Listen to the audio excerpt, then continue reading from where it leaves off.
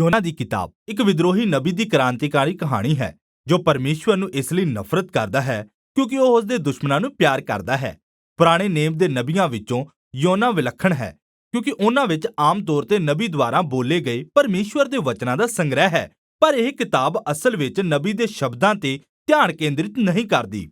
ਇਸ ਦੀ ਬਜਾਏ ਇਹ ਇੱਕ ਨਬੀ ਦੀ ਕਹਾਣੀ ਹੈ ਜੋ ਅਸਲ ਵਿੱਚ ਮਤਲਬੀ ਅਤੇ ਬੁਰਾ ਨਬੀ ਹੈ। ਪੁਰਾਣੇ ਨੇਮ ਵਿੱਚ ਕੇਵਲ ਇੱਕ ਹੋਰ ਸਥਾਨ ਤੇ ਯੋਨਾ ਦਾ ਹਵਾਲਾ ਹੈ। ਇਹ ਦੂਸਰੇ ਯਰੋਬੋਆਮ ਦੇ ਸ਼ਾਸਨ ਕਾਲ ਦੇ ਦੌਰਾਨ ਹੈ ਜੋ ਇਸਰਾਇਲ ਦੇ ਸਭ ਤੋਂ ਬੁਰੇ ਰਾਜਿਆਂ ਵਿੱਚੋਂ ਇੱਕ ਸੀ ਅਤੇ ਯੋਨਾ ਨੇ ਉਸ ਦੇ ਹੱਕ ਵਿੱਚ ਭਵਿੱਖਬਾਣੀ ਕੀਤੀ ਜਿਸ ਵਿੱਚ ਇਹ ਵਾਅਦਾ ਸੀ ਕਿ ਉਹ ਇੱਕ ਯੁੱਧ ਜਿੱਤੇਗਾ ਅਤੇ ਇਸਰਾਇਲ ਦੀ ਉੱਤਰੀ ਸਰਹੱਦ ਤੇ ਮੁੜ ਕਬਜ਼ਾ ਕਰੇਗਾ। ਹੁਣ ਇਹ ਜਾਣਨਾ ਮਹੱਤਵਪੂਰਨ ਹੈ ਕਿ ਨਬੀ ਆਮੋਸ ਨੇ ਵੀ ਯਰੋਬੋਆਮ ਦਾ ਸਾਹਮਣਾ ਕੀਤਾ ਅਤੇ ਉਸ ਦੇ ਦੁਆਰਾ ਪਰਮੇਸ਼ਵਰ ਨੇ ਯੋਨਾ ਦੀ ਭਵਿੱਖਬਾਣੀ ਨੂੰ ਉਲਟ ਦਿੱਤਾ ਅਤੇ ਇਹ ਵਾਅਦਾ ਕੀਤਾ ਕਿ ਯਰੋਬੋਆਮ ਉਹਨਾਂ ਸਭ ਖੇਤਰਾਂ ਨੂੰ ਗਵਾ ਦੇਵੇਗਾ ਕਿਉਂਕਿ ਉਹ ਬਹੁਤ ਦੁਸ਼ਟ ਸੀ। ਸੋ ਯੋਨਾ ਦੀ ਕਹਾਣੀ ਸ਼ੁਰੂ ਹੋਣ ਤੋਂ ਪਹਿਲਾਂ ਹੀ ਸਾਨੂੰ ਯੋਨਾ ਦੇ ਚਰਿੱਤਰ ਤੇ ਸ਼ੱਕ ਹੁੰਦਾ ਹੈ। ਯੋਨਾ ਦੀ ਰਚਨਾ ਸੁੰਦਰ ਹੈ, ਇਸ ਵਿੱਚ ਸਾਹਿਤਿਕ ਜੋੜ ਅਤੇ ਸਮਾਨਤਾ ਹੈ। ਅਧਿਆਏ 1 ਅਤੇ 3 ਯੋਨਾ ਦੇ ਗੈਰ ਇਸਰਾਏਲੀਆਂ ਦੇ ਨਾਲ ਹੋਏ ਸਾਹਮਣੇ ਦੀ ਕਹਾਣੀ ਦੱਸਦੇ ਹਨ। ਪਹਿਲਾਂ ਕੁਝ ਮਲਾਹਾਂ ਦੇ ਨਾਲ ਅਤੇ ਫਿਰ ਨੀਨਵਾ ਨਿਵਾਸੀਆਂ ਦੇ ਨਾਲ। ਯੋਨਾ ਦੇ ਅਜਿਹੇ ਦੁਸ਼ਮਣ ਸਨ ਜਿਨ੍ਹਾਂ ਨੂੰ ਨਫ਼ਰਤ ਕਰਦਾ ਸੀ ਅਤੇ ਹਰੇਕ ਭਾਗ ਯੋਨਾ ਦੇ ਸਵਾਰਥ ਅਤੇ ਗੈਰ ਕੌਮਾਂ ਦੀ ਨਿਮਰਤਾ ਅਰਥਾਤ ਪਛਤਾਵੇ ਦੇ ਵਿਚਕਾਰ ਇੱਕ ਹਾਸੋਹੀਣ ਅੰਤਰ ਨੂੰ ਪੇਸ਼ ਕਰਦਾ ਹੈ। ਅਧਿਆਏ 2 ਅਤੇ 4 ਵਿੱਚ ਯੋਨਾ ਦੀਆਂ ਪ੍ਰਾਰਥਨਾਵਾਂ ਹਨ। ਇੱਕ ਤਰ੍ਹਾਂ ਇੱਕ ਤੋਬਾ ਦੀ ਪ੍ਰਾਰਥਨਾ ਹੈ ਅਤੇ ਦੂਸਰੀ ਪ੍ਰਾਰਥਨਾ ਜਿਸ ਵਿੱਚ ਯੋਨਾ ਪਰਮੇਸ਼ਵਰ ਨੂੰ ਬਹੁਤ ਚੰਗਾ ਹੋਣ ਲਈ ਬੁਰਾ ਭਲਾ ਕਹਿੰਦਾ ਹੈ।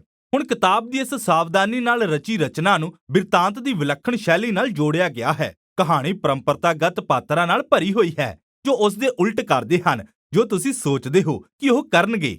ਨਬੀ ਪਰਮੇਸ਼ਵਰ ਦਾ ਜਨ ਜੋ ਵਿਦਰੋਹ ਕਰਦਾ ਹੈ ਅਤੇ ਆਪਣੇ ਹੀ ਪਰਮੇਸ਼ਵਰ ਨੂੰ ਨਫ਼ਰਤ ਕਰਦਾ ਹੈ। ਮਲਾਹ ਜੋ ਸੱਚਮੁੱਚ ਵਿੱਚ ਅਧਰਮੀ ਸਮਝੇ ਜਾਂਦੇ ਹਨ ਪਰ ਅਸਲ ਵਿੱਚ ਉਹਨਾਂ ਕੋਲ ਨਮਰ ਅਤੇ ਤੋਬਾ ਕਰਨ ਵਾਲੇ ਦਿਲ ਹਨ ਅਤੇ ਉਹ ਦੀਨ ਹੋ ਕੇ ਪਰਮੇਸ਼ਵਰ ਦੀ ਵੱਲ ਮੁੜਦੇ ਹਨ। ਅਤੇ ਧਰਤੀ ਦੇ ਸਭ ਤੋਂ ਸ਼ਕਤੀਸ਼ਾਲੀ ਅਤੇ ਘਾਤਕ ਸਾਮਰਾਜ ਦਾ ਰਾਜਾ ਯੋਨਾ ਦੇ 5 ਸ਼ਬਦਾਂ ਦੇ ਉਪਦੇਸ਼ ਨੂੰ ਸੁਣ ਕੇ ਪਰਮੇਸ਼ਵਰ ਦੇ ਸਾਹਮਣੇ ਦੀਨ ਹੁੰਦਾ ਹੈ ਅਤੇ ਇੱਥੋਂ ਤੱਕ ਕਿ ਰਾਜਾ ਦੀਆਂ ਗਾਵਾਂ ਵੀ ਤੋਬਾ ਕਰਦੀਆਂ ਹਨ। ਇਸ ਤਰ੍ਹਾਂ ਦੀ ਕਹਾਣੀ ਉਸ ਗੱਲ ਤੇ ਠੀਕ ਬੈਠਦੀ ਹੈ ਜਿਸ ਨੂੰ ਵਿਅੰਗ ਕਹਾਂਗੇ। ਇਹ ਪ੍ਰਸਿੱਧ ਸ਼ਖਸੀਅਤਾਂ ਦੀਆਂ ਕਹਾਣੀਆਂ ਹਨ ਜਿਨ੍ਹਾਂ ਨੂੰ ਬੁਰੇ ਹਾਲਾਤਾਂ ਵਿੱਚ ਰੱਖਿਆ ਗਿਆ ਹੈ ਅਤੇ ਉਹ ਹਾਸਰਸ ਅਤੇ ਵਿਅੰਗ ਦਾ ਪ੍ਰਯੋਗ ਆਪਣੀ ਮੂਰਖਤਾ ਅਤੇ ਚਰਿੱਤਰ ਦੀਆਂ ਕਮੀਆਂ ਦੀ ਆਲੋਚਨਾ ਕਰਨ ਲਈ ਕਰਦੇ ਹਨ। ਆਓ ਗਹਿਰਾਈ ਵਿੱਚ ਚੱਲੀਏ ਅਤੇ ਅਸੀਂ ਵੇਖਾਂਗੇ ਕਿ ਇਹ ਸਭ ਭਾਗ ਇਕੱਠੇ ਕਿਵੇਂ ਕੰਮ ਕਰਦੇ ਹਨ। ਕਹਾਣੀ ਦਾ ਆਰੰਭ ਪਰਮੇਸ਼ਵਰ ਦੁਆਰਾ ਯੋਨਾ ਨੂੰ ਸੰਬੋਧਿਤ ਕਰਨ ਨਾਲ ਹੁੰਦਾ ਹੈ ਜਿੱਥੇ ਉਹ ਇਸਰਾਇਲ ਦੇ ਕੱਟੜ ਦੁਸ਼ਮਣ ਅਸੂਰ ਦੇ ਸਾਮਰਾਜ ਦੀ ਰਾਜਧਾਨੀ ਨੀਨਵਾ ਸ਼ਹਿਰ ਵਿੱਚ ਜਾ ਕੇ ਬੁਰਿਆਈ ਅਤੇ ਘੁਣਿਆਓ ਦੇ ਖਿਲਾਫ ਪ੍ਰਚਾਰ ਕਰਨ ਦਾ ਹੁਕਮ ਦਿੰਦਾ ਹੈ। ਪਰ ਨੀਨਵਾ ਨੂੰ ਪੂਰਬ ਵੱਲ ਜਾਣ ਦੀ ਬਜਾਏ ਯੋਨਾ ਉਲਟ ਦਿਸ਼ਾ ਵੱਲ ਜਾਂਦਾ ਹੈ। ਜਿੰਨਾ ਦੂਰ ਤੁਸੀਂ ਪੱਛਮ ਵੱਲ ਜਾ ਸਕਦੇ ਹੋ ਤਰਸ਼ੀਸ਼ ਦੀ ਵੱਲ ਜਾਣ ਵਾਲਾ ਜਹਾਜ਼ ਲੱਭਦਾ ਹੈ। ਹੁਣ ਇੱਥੇ ਵੱਡਾ ਸਵਾਲ ਇਹ ਹੈ ਕਿ ਇਸ ਤਰ੍ਹਾਂ ਕਿਉਂ? ਯੋਨਾ ਕਿਉਂ ਭੱਜਦਾ ਹੈ? ਕਿ ਉਹ ਡਰਿਆ ਹੋਇਆ ਹੈ? ਕਿ ਉਹ ਨੀਨਵਾ ਦੇ ਲੋਕਾਂ ਨੂੰ ਪਸੰਦ ਨਹੀਂ ਕਰਦਾ? ਅਤੇ ਸਾਨੂੰ ਹੁਣ ਤੱਕ ਨਹੀਂ ਦੱਸਿਆ ਗਿਆ। ਇੱਥੇ ਪਰਮੇਸ਼ਵਰ ਦਾ ਜਨ ਪਰਮੇਸ਼ਵਰ ਤੋਂ ਹੀ ਭੱਜਣ ਦੀ ਕੋਸ਼ਿਸ਼ ਕਰਦਾ ਹੈ ਅਤੇ ਉਹ ਗੈਰ ਕੌਮਾਂ ਦੇ ਲੋਕਾਂ ਦੇ ਨਾਲ ਭਰੇ ਹੋਏ ਜਹਾਜ਼ ਵਿੱਚ ਸਵਾਰ ਹੋ ਜਾਂਦਾ ਹੈ। ਉਹ ਜਹਾਜ਼ ਵਿੱਚ ਹੇਠਾਂ ਚਲਿਆ ਜਾਂਦਾ ਹੈ ਅਤੇ ਸੋ ਜਾਂਦਾ ਹੈ। ਸੋ ਪਰਮੇਸ਼ਵਰ ਆਪਣੇ ਨਬੀ ਨੂੰ ਜਗਾਉਣ ਦੇ ਲਈ ਇੱਕ ਵੱਡੇ ਤੂਫਾਨ ਨੂੰ ਭੇਜਦਾ ਹੈ। ਜਦਕਿ ਵਿਅੰਗਾਤਮਕ ਗੱਲ ਇਹ ਹੈ ਕਿ ਜਹਾਜ਼ ਤੇ ਜਿੰਨੇ ਵੀ ਮਲਾਹ ਸਨ ਉਹ ਇਹ ਸਭ ਹੁੰਦੇ ਹੋਏ ਦੇਖ ਰਹੇ ਸਨ। ਉਹ ਸਮਝ ਜਾਂਦੇ ਹਨ ਕਿ ਇੱਥੇ ਕੋਈ ਈਸ਼ਵਰੀ ਤਾਕਤ ਕੰਮ ਕਰ ਰਹੀ ਹੈ, ਇਸ ਲਈ ਉਹ ਗੁਣੇ ਪਾਉਂਦੇ ਹਨ ਅਤੇ ਉਹਨਾਂ ਨੂੰ ਪਤਾ ਲੱਗਦਾ ਹੈ ਕਿ ਯੋਨਾ ਦੋਸ਼ੀ ਹੈ। ਤਦ ਉਹ ਯੋਨਾ ਨੂੰ ਉਸ ਬਾਰੇ ਸਭ ਕੁਝ ਦੱਸਣ ਲਈ ਕਹਿੰਦੇ ਹਨ ਅਤੇ ਯੋਨਾ ਆਪਣੀਆਂ ਧਾਰਮਿਕ ਗੱਲਾਂ ਨੂੰ ਗੰਭੀਰਤਾ ਨਾਲ ਦੱਸਦਾ ਹੈ। ਉਹ ਕਹਿੰਦਾ ਹੈ, ਹਾਂ ਮੈਂ ਇਬਰਾਨੀ ਹਾਂ ਅਤੇ ਮੈਂ ਯਹੋਵਾ ਦੀ ਆਰਾਧਨਾ ਕਰਦਾ ਹਾਂ, ਉਹ ਪਰਮੇਸ਼ਵਰ ਜਿਸ ਨੇ ਸਮੁੰਦਰ ਅਤੇ ਸੁੱਕੀ ਧਰਤੀ ਬਣਾਈ ਹੈ। ਕੀ ਮਜ਼ਾਕ ਹੈ ਨਾ? ਯੋਨਾ ਇੰਨਾ ਮੂਰਖ ਹੈ ਕਿ ਉਹ ਜਹਾਜ਼ ਤੇ ਚੜ੍ਹ ਕੇ ਉਸ ਪਰਮੇਸ਼ਵਰ ਤੋਂ ਦੂਰ ਜਾ ਰਿਹਾ ਹੈ ਜਿਸ ਨੇ ਸਮੁੰਦਰ ਅਤੇ ਸੁੱਕੀ ਧਰਤੀ ਨੂੰ ਬਣਾਇਆ। ਅਤੇ ਜਦੋਂ ਮਲਾਹਾਂ ਨੇ ਯੋਨਾ ਤੋਂ ਪੁੱਛਿਆ ਕਿ ਉਹਨਾਂ ਨੂੰ ਕੀ ਕਰਨਾ ਚਾਹੀਦਾ ਹੈ ਤਾਂ ਉਹ ਕਹਿੰਦਾ ਹੈ, ਤੁਸੀਂ ਮੈਨੂੰ ਚੁੱਕ ਕੇ ਸਮੁੰਦਰ ਵਿੱਚ ਸੁੱਟ ਦਿਓ, ਜੋ ਕਿ ਪਹਿਲਾਂ ਇਹ ਭਲੀ ਗੱਲ ਲੱਗਦੀ ਹੈ ਜਦੋਂ ਤੱਕ ਤੁਹਾਨੂੰ ਇਹ ਅਹਿਸਾਸ ਨਹੀਂ ਹੁੰਦਾ ਕਿ ਇਹ ਅਸਲ ਵਿੱਚ ਉਸ ਦੀ ਸਭ ਤੋਂ ਸਵਾਰਥੀ ਚਾਲ ਹੋ ਸਕਦੀ ਹੈ। ਮੇਰਾ ਮਤਲਬ ਹੈ ਨੀਨਵਾ ਜਾਣ ਤੋਂ ਬਚਣ ਲਈ ਇਸ ਤੋਂ ਵਧੀਆ ਤਰੀਕਾ ਹੋਰ ਕੀ ਹੋ ਸਕਦਾ ਹੈ। ਇਸ ਲਈ ਉਹ ਇਹਨਾਂ ਬੇਕਸੂਰ ਮਲਾਹਾਂ ਦੇ ਹੱਥੋਂ ਉਹਨਾਂ ਨੂੰ ਮਾਰਨ ਲਈ ਮਜਬੂਰ ਕਰਨ ਦੀ ਕੋਸ਼ਿਸ਼ ਕਰਕੇ ਆਪਣੇ ਖੂਨ ਦਾ ਦੋਸ਼ ਉਹਨਾਂ ਤੇ ਪਾਉਂਦਾ ਹੈ। ਬੇਸ਼ੱਕ ਉਹ ਇਸ ਤਰ੍ਹਾਂ ਕਰਨਾ ਨਹੀਂ ਚਾਹੁੰਦੇ ਅਤੇ ਉਹ ਪਰਮੇਸ਼ਵਰ ਅੱਗੇ ਤੋਬਾ ਕਰਦੇ ਹਨ ਭਾਵੇਂ ਉਹ ਗੁਣੇ ਪਾਉਂਦੇ ਹਨ। ਤੂਫਾਨ ਘਟ ਜਾਂਦਾ ਹੈ ਅਤੇ ਉਹ ਇਸਰਾਇਲ ਦੇ ਪਰਮੇਸ਼ਵਰ ਦਾ ਭੈ ਮੰਨਦੇ ਹਨ। ਯੋਨਾ ਦੇ ਉਲਟ ਉਹ ਅਸਲ ਵਿੱਚ ਪਰਮੇਸ਼ਵਰ ਦੀ ਆਰਾਧਨਾ ਕਰਦੇ ਹਨ। ਪਰ ਪਰਮੇਸ਼ਵਰ ਨੀਨਵਾ ਤੋਂ ਬਚਣ ਲਈ ਯੋਨਾ ਦੀ ਯੋਜਨਾ ਨੂੰ ਅਸਫਲ ਕਰ ਦਿੰਦਾ ਹੈ। ਜਦੋਂ ਯੋਨਾ ਡੁੱਬ ਰਿਹਾ ਸੀ ਤਾਂ ਪਰਮੇਸ਼ਵਰ ਨੇ ਉਸ ਲਈ ਇੱਕ ਅਜੀਬ ਪਾਣੀ ਦੀ ਕਬਰ ਪ੍ਰਦਾਨ ਕੀਤੀ, ਇੱਕ ਵੱਡੀ ਮੱਛੀ ਦਾ ਪੇਟ। ਹੁਣ ਜ਼ਾਹਿਰ ਹੈ, ਸਧਾਰਨ ਹਾਲਾਤਾਂ ਵਿੱਚ ਇਹ ਪੱਕੀ ਹੀ ਮੌਤ ਹੁੰਦੀ ਹੈ, ਪਰ ਇਸ ਕਹਾਣੀ ਵਿੱਚ ਸਭ ਕੁਝ ਉਲਟਾ ਹੈ। ਇਸ ਲਈ ਪਾਣੀ ਵਿੱਚ ਯੋਨਾ ਦੀ ਮੌਤ ਉਸ ਦੇ ਜੀਵਨ ਵਿੱਚ ਵਾਪਸ ਆਉਣ ਦਾ ਰਸਤਾ ਬਣ ਜਾਂਦੀ ਹੈ। ਇਸ ਵਿਸ਼ਾਲ ਮੱਛੀ ਦੇ ਪੇਟ ਵਿੱਚ ਫਸਿਆ ਯੋਨਾ ਪ੍ਰਾਰਥਨਾ ਕਰਦਾ ਹੈ। ਜਿੱਥੇ ਦੇਖਿਆ ਜਾਵੇ ਤਾਂ ਅਸਲ ਵਿੱਚ ਮੁਆਫੀ ਨਹੀਂ ਮੰਗਦਾ, ਪਰ ਉਹ ਉਸ ਨੂੰ ਨਾ ਤਿਆਗਣ ਲਈ ਪਰਮੇਸ਼ਵਰ ਦਾ ਧੰਨਵਾਦ ਕਰਦਾ ਹੈ ਅਤੇ ਉਹ ਵਾਅਦਾ ਕਰਦਾ ਹੈ ਕਿ ਭਾਵੇਂ ਕੁਝ ਵੀ ਹੋਵੇ, ਹੁਣ ਤੋਂ ਉਹ ਪਰਮੇਸ਼ਵਰ ਦੀ ਆਗਿਆ ਦਾ ਪਾਲਣ ਕਰੇਗਾ। ਅਤੇ ਪਰਮੇਸ਼ਵਰ ਦਾ ਜਵਾਬ ਬੜਾ ਅਨੋਖਾ ਸੀ। ਵੱਡੀ ਮੱਛੀ ਯੋਨਾ ਨੂੰ ਸੁੱਕੀ ਜ਼ਮੀਨ ਤੇ ਉਗਲੱਛ ਦਿੰਦੀ ਹੈ। ਤਾਂ ਇੱਕ ਵਾਰ ਫਿਰ ਪਰਮੇਸ਼ਵਰ ਯੋਨਾ ਨੂੰ ਨੀਨਵਾ ਜਾਣ ਅਤੇ ਪ੍ਰਚਾਰ ਕਰਨ ਦਾ ਆਦੇਸ਼ ਦਿੰਦਾ ਹੈ ਅਤੇ ਯੋਨਾ ਉਸ ਦਾ ਪਾਲਣ ਕਰਦਾ ਹੈ। ਸਾਨੂੰ ਦੱਸਿਆ ਗਿਆ ਕਿ ਨੀਨਵਾ ਇੱਕ ਵਿਸ਼ਾਲ ਸ਼ਹਿਰ ਸੀ ਜਿਸ ਵਿੱਚੋਂ ਲੰਘਣ ਲਈ ਬਹੁਤ ਦਿਨ ਲੱਗਦੇ ਸਨ। ਸੋ ਯੋਨਾ ਨੂੰ ਇੱਕ ਦਿਨ ਮਿਲਦਾ ਹੈ ਅਤੇ ਇਹ ਉਸ ਦਾ ਪ੍ਰਚਾਰ ਹੈ। ਹੋਰ 40 ਦਿਨਾਂ ਨੂੰ ਨੀਨਵਾ ਢਾਇਆ ਜਾਵੇਗਾ। ਇਬਰਾਨੀ ਵਿੱਚ ਇਹ 5 ਸ਼ਬਦ ਹਨ। ਹੁਣ ਉਸ ਦਾ ਪ੍ਰਚਾਰ ਬਹੁਤ ਛੋਟਾ ਅਤੇ ਅਜੀਬ ਵੀ ਹੈ। ਮੇਰਾ ਮਤਲਬ ਹੈ, ਦੇਖੋ ਕੀ ਛੁੱਟ ਗਿਆ ਹੈ। ਨੀਨਵਾ ਦੇ ਲੋਕਾਂ ਨੇ ਕੀ ਗਲਤ ਕੀਤਾ ਜਾਂ ਜਵਾਬ ਲਈ ਉਹਨਾਂ ਨੂੰ ਕੀ ਕਰਨਾ ਚਾਹੀਦਾ ਹੈ, ਇਸ ਬਾਰੇ ਕੋਈ ਜ਼ਿਕਰ ਨਹੀਂ ਹੈ। ਇਸ ਗੱਲ ਦਾ ਵੀ ਕੋਈ ਹਵਾਲਾ ਨਹੀਂ ਹੈ ਕਿ ਉਹਨਾਂ ਦੇ ਹਾਲਾਤਾਂ ਨੂੰ ਕੌਣ ਬਦਲ ਸਕਦਾ ਹੈ। ਅਤੇ ਸਭ ਤੋਂ ਵਧੇਰੇ ਧਿਆਨ ਦੇਣ ਯੋਗ, ਇੱਥੇ ਪਰਮੇਸ਼ਵਰ ਦਾ ਵੀ ਕੋਈ ਜ਼ਿਕਰ ਨਹੀਂ ਹੈ। ਇੱਥੇ ਕੀ ਹੋ ਰਿਹਾ ਹੈ ਕਿ ਯੋਨਾ ਨੇ ਇਹ ਜਾਣਬੁੱਝ ਕੇ ਇੰਨੀ ਘੱਟ ਜਾਣਕਾਰੀ ਦਿੱਤੀ ਹੈ। ਇਸ ਤਰ੍ਹਾਂ ਲੱਗਦਾ ਹੈ ਕਿ ਉਹ ਆਪਣੇ ਸੰਦੇਸ਼ ਨੂੰ ਤੋੜਦਾ ਮਰੋੜਦਾ ਜਾਂ ਨੀਨਵਾ ਦੇ ਲੋਕਾਂ ਦਾ ਨਾਸ਼ ਪੱਕਿਆ ਕਰਨ ਦੀ ਕੋਸ਼ਿਸ਼ ਕਰ ਰਿਹਾ ਹੈ। ਇੱਥੇ ਯੋਨਾ ਦੀ ਵੱਲੋਂ ਕੋਈ ਉਦਮ ਨਹੀਂ ਸੀ। ਉਸ ਦੇ ਇਰਾਦੇ ਜੋ ਵੀ ਹੋਣ, ਉਸ ਦੀ ਯੋਜਨਾ ਕੰਮ ਨਹੀਂ ਕੀਤੀ, ਕਿਉਂਕਿ ਜਿਵੇਂ ਹੀ ਉਸ ਨੇ 5 ਸ਼ਬਦਾਂ ਦਾ ਪ੍ਰਚਾਰ ਕੀਤਾ, ਉਸੇ ਸਮੇਂ ਨੀਨਵਾ ਦੇ ਰਾਜੇ ਨੇ ਅਤੇ ਪੂਰੇ ਸ਼ਹਿਰ ਅਤੇ ਡੰਗਰਾਂ ਸਮੇਤ ਰੋ ਰੋ ਕੇ ਅਤੇ ਸਵਾਹ ਮਲ ਕੇ ਤੋਬਾ ਕੀਤੀ। ਇਸ ਲਈ ਦੂਜੀ ਵਾਰ ਇਹ ਦੁਸ਼ਟ ਝੂਠੇ ਲੋਕ ਆਪਣੇ ਆਪ ਨੂੰ ਪਰਮੇਸ਼ਵਰ ਦੇ ਆਪਣੇ ਨਬੀ ਨਾਲੋਂ ਵੱਧ ਜਵਾਬਦੇਹ ਵਿਖਾਉਂਦੇ ਹਨ।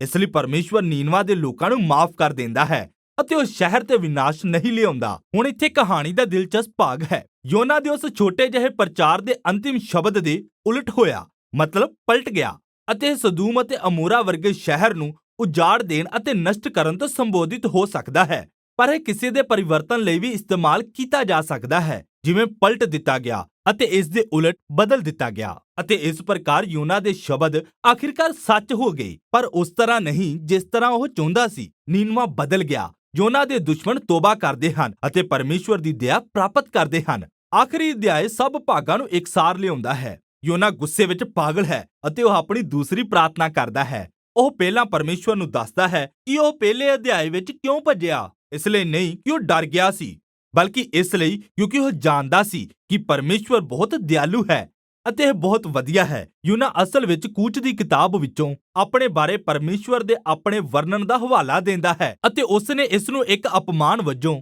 ਪਰਮੇਸ਼ਵਰ ਦੇ ਚਿਹਰੇ ਤੇ ਵਾਪਸ ਸੁੱਟ ਦਿੱਤਾ। ਉਹ ਕਹਿੰਦਾ ਹੈ ਕਿ ਉਹ ਜਾਣਦਾ ਸੀ ਕਿ ਪਰਮੇਸ਼ਵਰ ਦਿਆਲੂ ਹੈ ਅਤੇ ਉਹ ਇਹਨਾਂ ਘਿਨੌਣੇ ਨੀਨਵਾ ਦੇ ਲੋਕਾਂ ਨੂੰ ਮਾਫ ਕਰਨ ਦਾ ਕੋਈ ਨਾ ਕੋਈ ਹੱਲ ਲੱਭ ਲਵੇਗਾ। ਤੁਸੀਂ ਯੋਨਾ ਦੀ ਆਵਾਜ਼ ਵਿੱਚ ਨਫ਼ਰਤ ਨੂੰ ਸੁਣ ਸਕਦੇ ਹੋ।